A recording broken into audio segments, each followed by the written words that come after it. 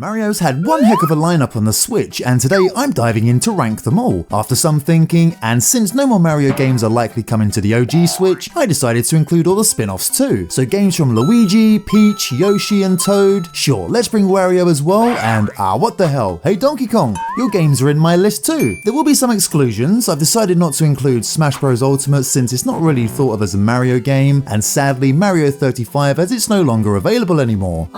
Plus no NSO games either. This is all about the ones that actually had some sort of proper release on the Switch, so that's about 31 games. I've done my best to take public opinion into account as well here, but this is mainly my rankings, and as always, tough choices have to be made. Starting off at 31, I've picked Mario Strikers Battle League. The game has some really fun, fast-paced gameplay, but it really feels lacking in the content department. I remember reading at the time of release that someone said that the demo of the game had about 80% of the game's content in it, which is just funny. I mean, it's fun for short sessions, but the older games are so much better. Probably the weakest Mario game for the Switch, as many would probably agree. Next up is Mario and Sonic at the Olympic Games 2020. I used to love this series back on the Wii. It's a lot of fun with friends, but the single player gets repetitive pretty fast. The graphics are good, but overall it doesn't really stand out. In general, I kind of feel tapped out with Olympic style games, and I feel like if you've played one, you've played them all. Mario Kart Live Home Circuit is next, and this game is a really great fun experience to have on the Switch. But to be honest, unless you've got a good amount of space to set up and play, it might feel a tad limited and the novelty could wear out pretty quickly. I genuinely believe this is one of the coolest things Nintendo has done though. It's great to get it out every once in a while, but you'll probably find that you'd rather just play regular Mario Kart instead. WarioWare Move It comes next, and it definitely feels like it's a successor to Smooth Moves. The micro games are as crazy as ever, but the motion controls can be a bit hit or miss. Definitely not everyone's cup of tea. It's a blast for short sessions, especially with friends, but the novelty fades pretty quickly. I think it's fun, but not as solid as some of the other games in the series. Next up is Mario & Rabbids Sparks of Hope, the sequel to Kingdom Battle. It definitely improves on the original with better tactics, story, and much more exploration. The combat is fun, but it can get a bit repetitive. The visuals and the character interactions are awesome as always, though I feel it loses a bit of the tight pacing of the first game. Plus some of the new mechanics might be a bit overwhelming for new players. It's still a solid sequel, don't get me wrong. Next I have chosen Super Mario Party. This was the first game in the series to be released on the Switch and sold really well. It's got some great mini games and some really fun modes, and always a great time for multiplayer fun, but compared to the other games in the series, some of the boards did feel pretty basic, and the lack of online play at launch was definitely a big miss. It's a decent Mario Party game and I really like playing it, but there are better titles in the series. At number 25, I've picked Mario vs Donkey Kong, a remake of the GBA classic from almost 20 years ago, and definitely an unexpected release for the Switch. It's a really fun platforming puzzle game, but it's pretty short. Only takes about 5 or so hours to finish, to be honest. On the bright side, it has a fun multiplayer mode and looks fantastic on the Switch. I'd say give the demo a whirl. Another entry in the WarioWare series, Get It Together brings the usual chaos but with a twist. You get to control different characters, each with their own abilities. I thought this was a really fun change. The minigames are as wild as ever and great to play with friends. It's a solid pick for quick, crazy fun. Next up is Mario Party Superstars, and let me tell you, this game is a nostalgic trip. It brings back classic boards and mini-games from past titles in the series. Personally, I really enjoyed it, though I can see how some might have been a bit disappointed by the lack of new content. Still, it delivered a solid dose of fun and nostalgia, perfectly bridging the gap between Super Mario Party and Jamboree. Next up is Donkey Kong Country Returns HD, without a doubt one of my favourites from the Wii. After seeing how great Tropical Freeze was on the Switch, I had high expectations. I get that some feel more could have been done to bring this version up to that level, but I still think the Switch release is solid and hands down the best version of the game available today. Less motion controls and some really good platforming. Next up is Yoshi's Crafted World, and it's truly a little gem. The game's art style gives off strong Little Big Planet vibes, which I love. While it's clearly designed with a younger audience in mind, anyone can dive in and have a blast. It's an easy game with not much challenge, but that doesn't take away from the fun factor. At number 20, I've chosen the Origami King, and I have to admit, it makes me a little sad. I love the setting, the story, the characters you meet, and the fantastic soundtrack. Unfortunately, the battle system just doesn't do it for me. While it's an interesting concept and can be fun at times, repeating it over and over starts to feel like a grind. A combat system like 1000 Year Doors would have been perfect here. Next up is Mario Golf Super Rush, and I know the Mario sports games haven't always been the most well received on the Switch, but I actually had had a good time with this one. Yeah, the story mode was alright, and the speed golf gimmick is pretty amusing, but honestly, just playing regular golf in this game is so much fun. The controls feel really solid, and I had some really fun multiplayer moments. My love for golf games might have something to do with it though. Next up is Princess Peach Showtime, and honestly, it's a game I didn't expect to enjoy as much as I did. While it's relatively simple, the variety in the levels, combined with Peach's abilities and her costume changes, and with just how fun it is to play, was such a great surprise. It's a bit short, sure, and definitely feels like one of those titles released near the end of a console's life cycle, but overall, I had a great time in this game. At number 17, I have chosen New Super Mario Bros. U Deluxe. It's been a while since I played a New Super Mario Bros. Game, but I thought it was really solid. The controls are great, multiplayer is always a good time, and it's definitely entertaining. Some people have mentioned that the game can be hit or miss, saying the game lacks innovation of doing something new, or that the gameplay is just too simple. But if you're after a fun 2D Mario experience, this game definitely delivers. So, Mario and Rabbids Kingdom Battle, honestly, was a big surprise to me. It's this perfect mix of strategy and humor. The turn-based combat is really good, and it's cool how it blends Mario's charm with the Rabbids' crazy antics. The levels are really fun, and character interactions are top-notch. As mentioned earlier, there's something about this game to me that makes it feel better than Sparks of Hope. Still a great set of games, and on sale a lot too, so check them out. Luigi's Mansion 2 HD is such a great upgrade. The visuals look fantastic on the Switch, and the gameplay is just as fun as it's always been. Love the series since the original came out on GameCube, so I was happy when this one was announced for the Switch. It's obviously not as polished as the third game, but it does an impressive job of holding its own, especially considering it was originally a handheld game. Always a great time in these games. Up next, I've chosen Captain Toad Treasure Tracker. I didn't get to play the original on the Wii U, and I wish I had. The puzzles are really clever, the levels are fun to explore, and it's got that perfect mix of cute and challenging. To me, this game really comes into its own when playing in two-player mode.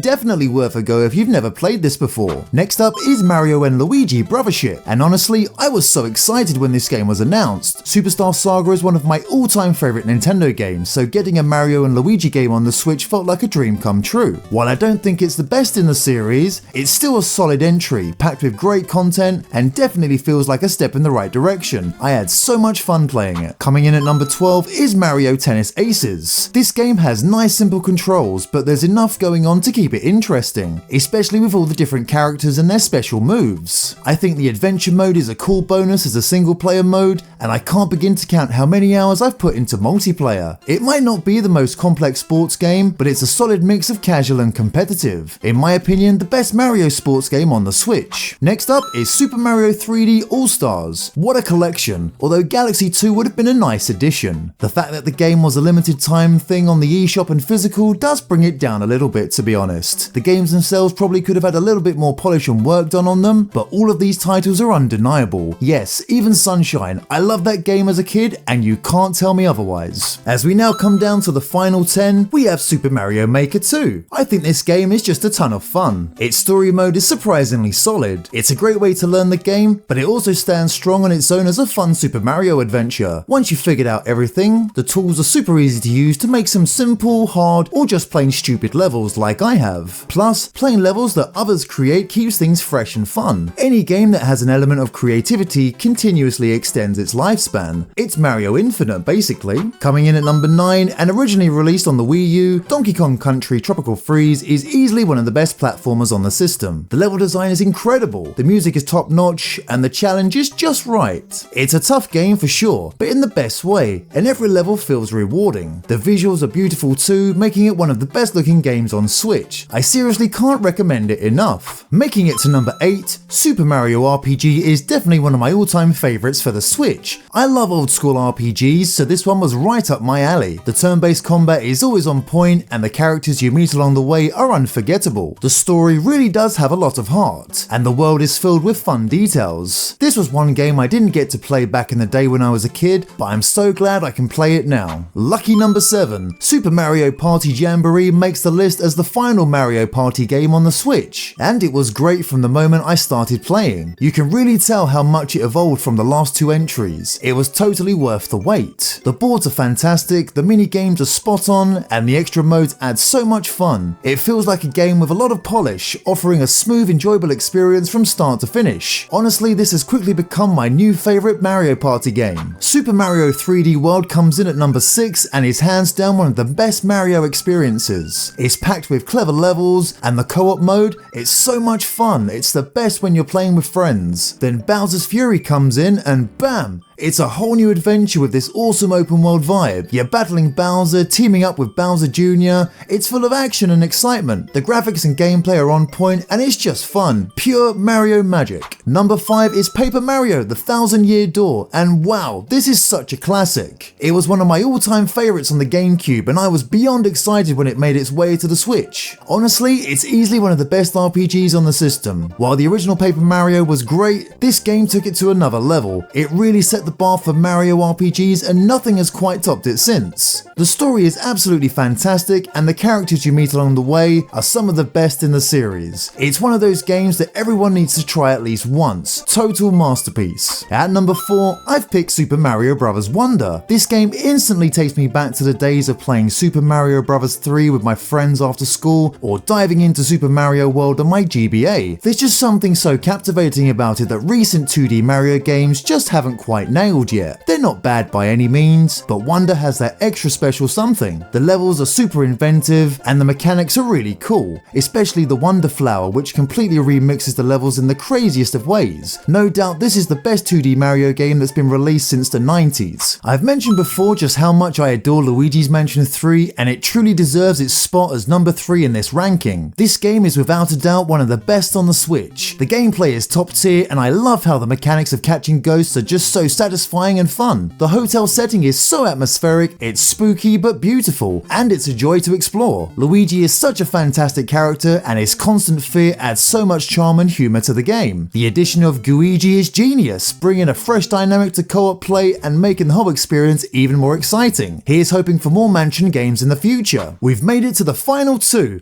and in second place, I've got to go with Super Mario Odyssey. This was one of the first games I had on the Switch and I was hooked from start to finish. The moment you jump in, you just can't stop playing. The game looks absolutely stunning and is packed with surprises. Cappy is such a cool addition, letting you capture and control enemies and objects in the most creative ways. It's so much fun. I really hope they bring him back in a future game. The gameplay and controls are so smooth and the freedom to explore at your own pace is just so good. It almost feels perfect. The music is incredible, delivering banger after banger with that classic Mario vibe but with a fresh twist. Odyssey is non-stop fun and definitely the best 3D Mario by a long shot. And at number 1, it's Mario Kart 8 Deluxe. Of course, it had to be. In my opinion, it's by far the best Mario game on the Switch. Mario Kart has always been about having fun, and out of all the games I've played on the Switch, this one's kept me coming back for more year after year. The racing, the thrill of the challenge, the competition, it's just non-stop fun. Whether I'm playing with friends and family on split screen or racing people from all over the world online, no two races are ever the same. The tracks, the characters, the wild chaos, anything can happen in a race, and that's what makes it so exciting. It's one of those game series that's given me countless unforgettable moments, and I'm sure it'll keep bringing them for years to come. And what did Nintendo do? They took an already amazing game and doubled the tracks and added more characters. They made the perfect game even more perfecter, if that's even a word. Well, you know what I mean. Either way, Mario Kart 8 Deluxe is definitely one of the all-time greats and one of the most defining moments of the Switch. So, how about you?